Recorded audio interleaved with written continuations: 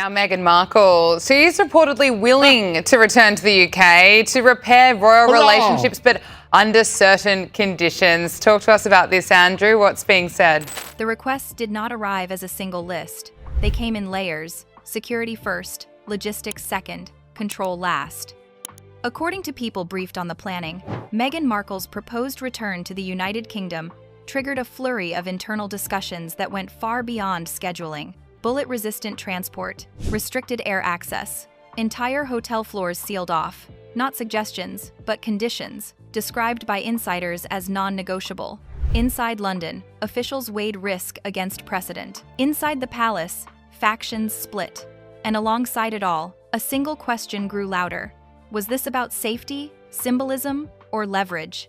Today, we trace how a rumored UK return became a security standoff, why private jets and lockdown floors raised eyebrows, and how a demand for protection reignited an old battle between autonomy and royal protocol. The first calls were not made to the palace. They went to hotels. During late spring planning discussions, London-based security coordinators began fielding inquiries about a possible United Kingdom visit by Meghan Markle.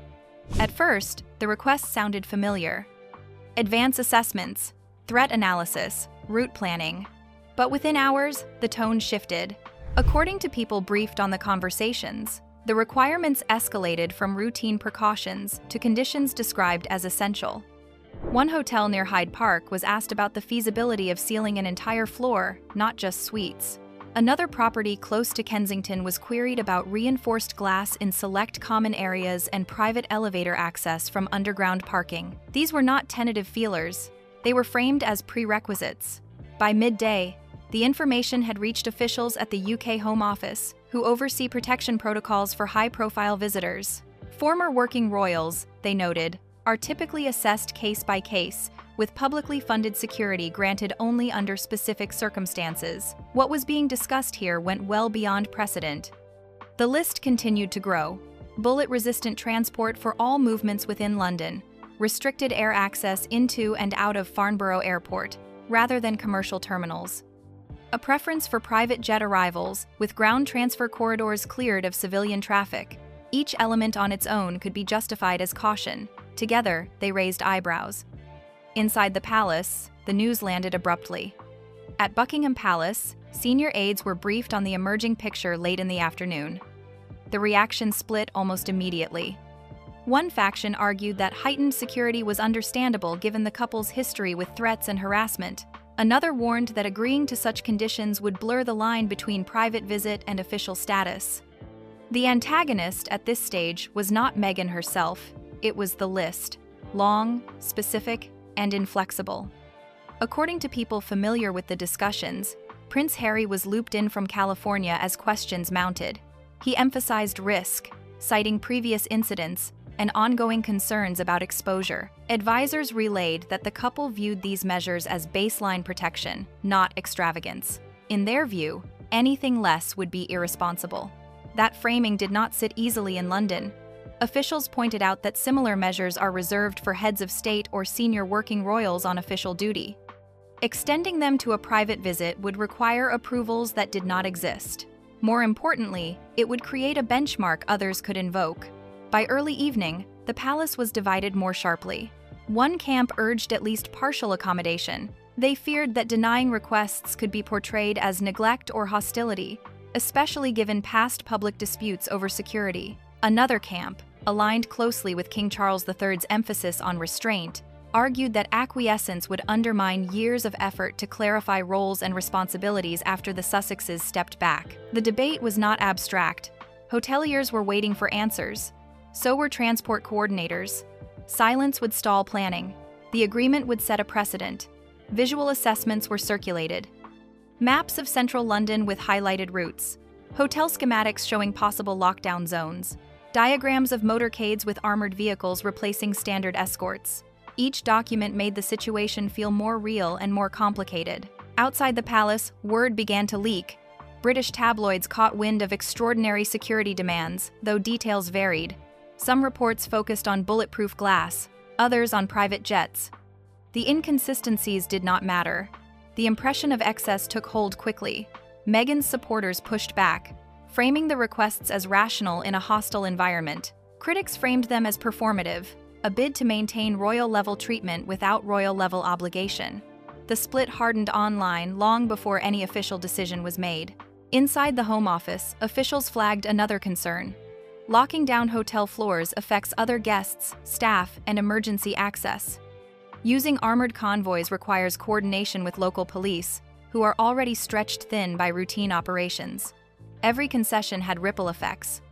As night fell, no approvals had been granted. The palace had not issued guidance. The Home Office had not committed resources. Planning teams were left in limbo. For Meghan and Harry, according to people close to them, the delay felt familiar. Requests made, responses slow, risk underestimated. From their perspective, the United Kingdom remained a uniquely dangerous environment given media intensity and historical threats. From the palace's perspective, the danger was different. It was institutional. Granting demands like these would quietly re-establish a level of privilege the monarchy had publicly said was no longer automatic. By the end of the first day, the proposed return had already become something else. Not a visit, but a test. Of authority, of precedent, of how far protection extends once someone steps outside the system that provides it. Nothing had been confirmed. No flights booked, no hotel secured, yet the standoff was already clear. The demands were on the table. The resistance had begun. And as both sides dug in, the question was no longer whether Meghan would return to Britain, but on whose terms. By the second day, the debate had moved from logistics to intent. What exactly were these measures meant to accomplish? Inside London planning circles, the question was no longer whether protection was warranted, but whether the scale being discussed signaled safety concerns or something more symbolic.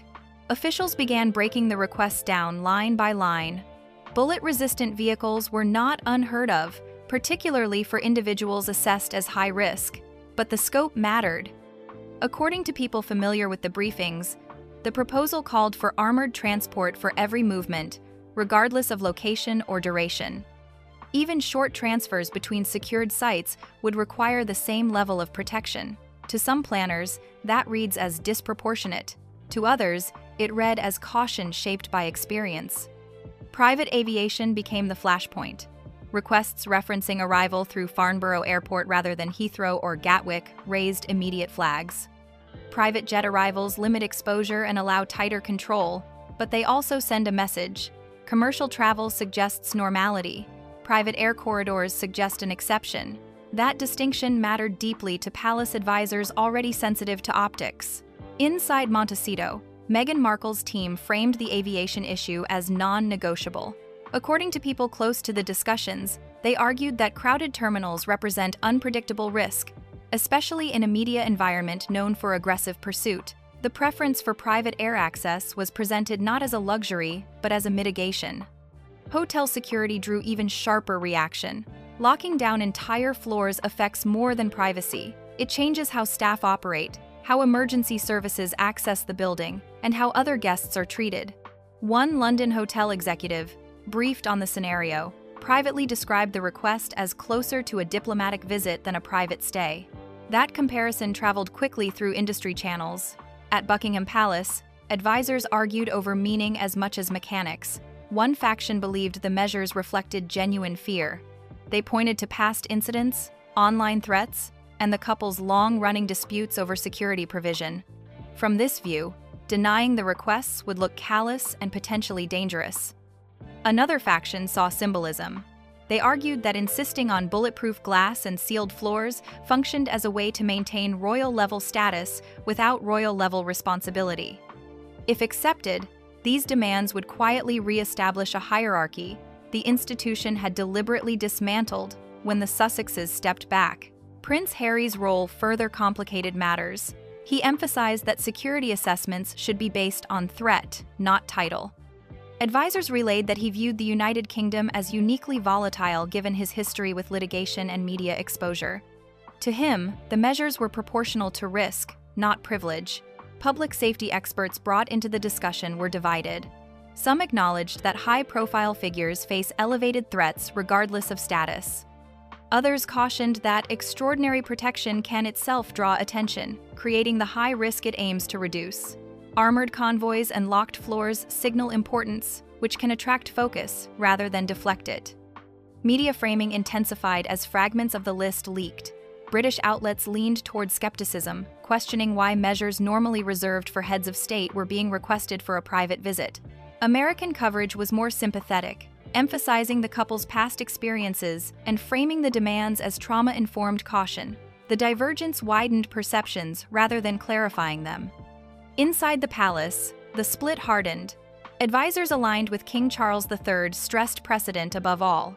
They warned that once such protections are granted, withdrawing them later becomes politically and legally difficult. Every future request would point back to this moment. Those urging accommodation countered that refusal carried its own risks. Another public dispute over security could revive accusations of neglect and indifference. The memory of earlier controversies hovered over the room, shaping caution on both sides. The antagonist at this stage was ambiguity. Were these demands about fear or about leverage? Without transparency, each side projected motive onto the other. That projection fueled mistrust. By evening, no resolution had emerged. Planning teams were instructed to prepare parallel scenarios. One assumes partial approval, one assumes none. The duplication underscored uncertainty and added cost before a single ticket had been issued. For Meghan's camp, the stalemate reinforced a familiar narrative. Requests made in good faith met with hesitation and resistance. For palace officials, the stalemate confirmed their concern. Pressure was applied indirectly over time and through publicity. As the second day closed, the conversation had shifted decisively. This was no longer a question of how to keep someone safe. It was a referendum on what safety signifies when royal identity, public funding, and private choice collide. The return, once imagined as a straightforward visit, had become a proxy battle over status and control. And with neither side willing to concede motive, the gap between security and symbolism only widened, setting the stage for open pushback from the institution designed to say no when precedent is at stake. By the third day, resistance had taken shape. What began as logistical hesitation hardened into institutional pushback, and the shift was deliberate. Inside Buckingham Palace, senior aides stopped discussing how to accommodate the requests and started discussing whether they should be accommodated at all. The tone of internal briefings changed. Language moved from feasibility to principle. The question now driving the room was simple and dangerous. If these measures were granted, on what basis could they ever be refused again? Palace officials are trained to think in precedent, not emotion. In that framework, one exception becomes a template. King Charles III was briefed on a narrowed set of options: approve limited measures and accept the optics, reject the list and brace for backlash, or delay further and allow planning to stall. According to people familiar with the exchange, his view was consistent with his broader approach since accession. The monarchy must be seen as restrained, not reactive. Protection follows role, not rhetoric. That position immediately aligned with Prince William, whose advisors argued that fairness across the institution required clarity. If former working royals receive state-level protection for private visits, what message does that send to others who operate without it?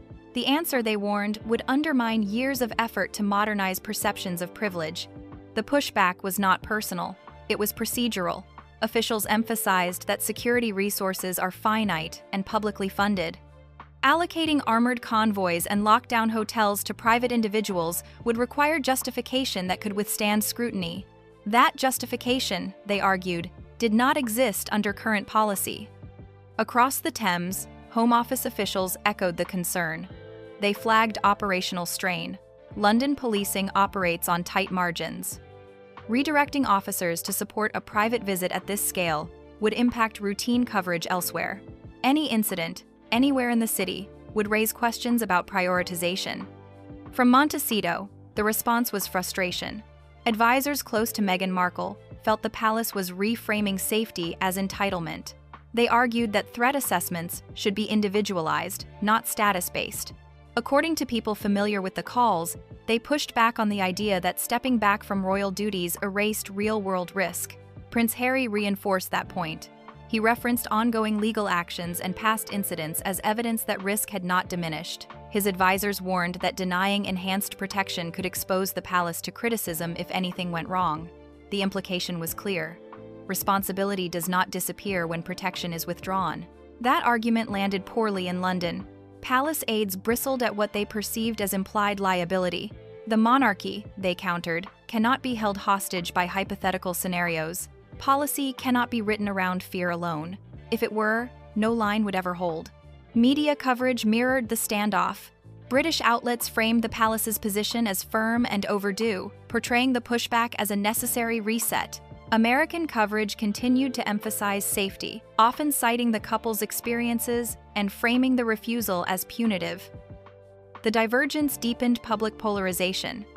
Inside the palace, factions solidified. Those aligned with accommodation fell quieter as resistance gained momentum. The risk of appearing to capitulate outweighed the risk of criticism. The institution, aides argued, survives by saying no more often than yes. A senior palace source summarized the posture privately. This is not about denying protection. It is about refusing to redefine it. That sentence circulated internally, shaping subsequent decisions. By late afternoon, informal guidance was sent to planners. No commitments should be made that imply approval of the full list. Discussions could continue, but expectations must be reset. Any visit would proceed under existing frameworks, not bespoke arrangements. The message reached hotels and transport coordinators indirectly. Enthusiasm cooled. Availability narrowed. What had seemed possible on paper began to look improbable in practice. Lockdown floors were no longer discussed as an option. Private jet corridors were described as preferences, not guarantees. From California, the cooling was interpreted as resistance. Advisors warned that, without concessions, the visit might not be viable. The idea of scaling back was floated, but met resistance. From their perspective, reducing security would validate the palace's position that risk was being overstated. The antagonist now was institutional inertia. Once resistance hardens, it moves slowly, if at all. Palace systems are designed to absorb pressure rather than respond to it. As the third day closed, the outlines of the outcome were visible. No formal rejection had been issued, no approval had been granted, but the conditions necessary for agreement were drifting further apart. The palace was prepared to let the visit collapse rather than bend protocol. Meghan's camp appeared unwilling to proceed without assurances they considered essential. What had begun as a planning exercise had become a referendum on authority. Who decides what safety looks like? Who pays for it? And who bears responsibility when roles are redefined? In that contest, the palace held the structural advantage. It controls access, funding, and precedent. The pushback was not loud, but it was firm.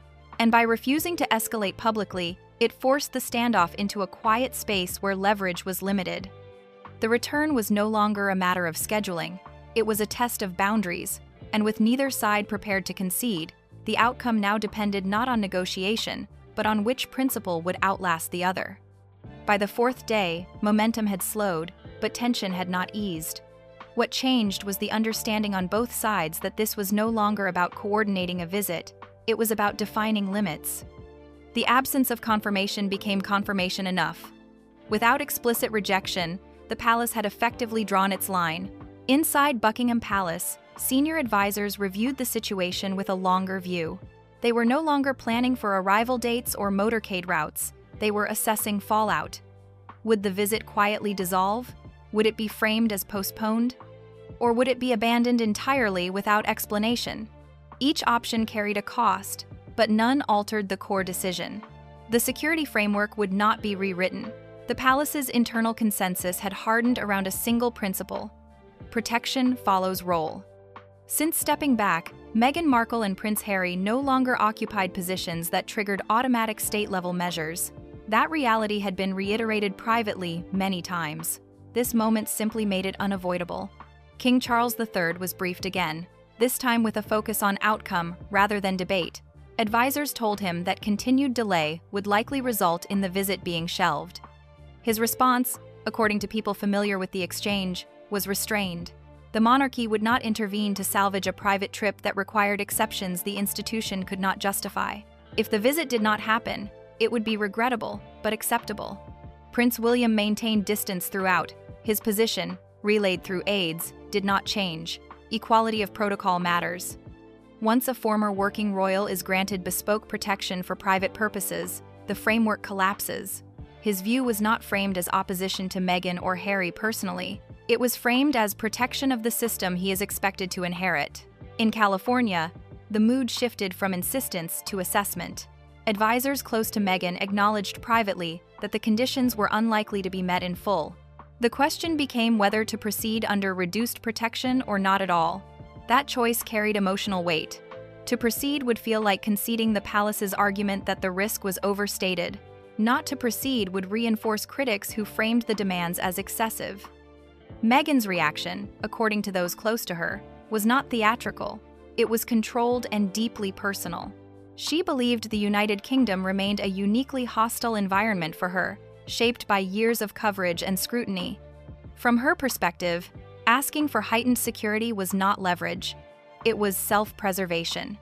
The refusal felt less like policy and more like a dismissal of lived experience. Harry shared that sense of frustration, but he also recognized the bind. Without official status, the palace's position was structurally unassailable. He had fought this battle before in courtrooms and press cycles. The outcome had been consistent. Sympathy does not override protocol. Media coverage reflected the impasse. British outlets began to frame the likely outcome as inevitable. Visit in doubt, replaced, demands escalate. The shift was subtle but telling. When coverage moves toward inevitability, the public adjusts expectations accordingly. American commentators continued to emphasize safety, but even there, questions emerged about feasibility. Behind the scenes, hotels quietly released tentative holds. Transport planners reassigned resources. The practical machinery of a visit began to unwind. These were not dramatic gestures. They were administrative decisions that signaled acceptance of reality. The antagonist at this stage was no longer the palace or Meghan. It was incompatibility, two frameworks that could not be reconciled without one side yielding completely. The palace would not rewrite protocol. Meghan would not lower her security expectations. The standoff resolved itself through inertia. Supporters framed the outcome as proof that Meghan was right to insist on strict conditions. Critics framed it as evidence that the conditions were unreasonable. Both interpretations coexisted, ensuring the debate would continue even without an actual visit. Inside the palace, the matter was formally downgraded. It moved from active planning to passive awareness. That administrative shift carried symbolic weight. It meant the institution considered the issue functionally settled. For Meghan and Harry, the consequences were quieter but lasting. Future returns would now be viewed through this lens. Any appearance in Britain would raise the same questions about protection, funding, and precedent. The boundary drawn here would shape every negotiation that followed. The irony was not lost on either side. A return intended to demonstrate connection had instead underscored separation. Security, once a technical issue, had become a proxy for status and control.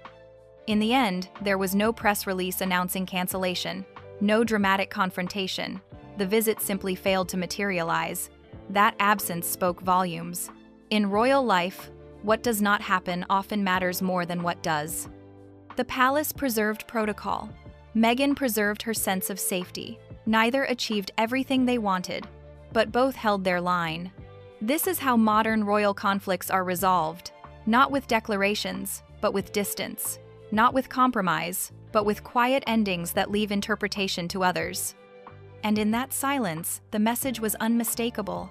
Returning to Britain would never again be simple, not because of hostility alone, but because once roles are redefined, the protections attached to them do not follow automatically. The glass did not need to be bulletproof for the outcome to be clear. The floor did not need to be locked down for the boundary to hold. The test had already been taken, and the system, as designed, had answered in the only way it knows how. In modern royal life, security is never just about safety. If you want deeper investigations into power, protocol, and the quiet negotiations behind palace gates, subscribe, share your view, and join us as we continue unpacking the stories that shape who gets protected and why.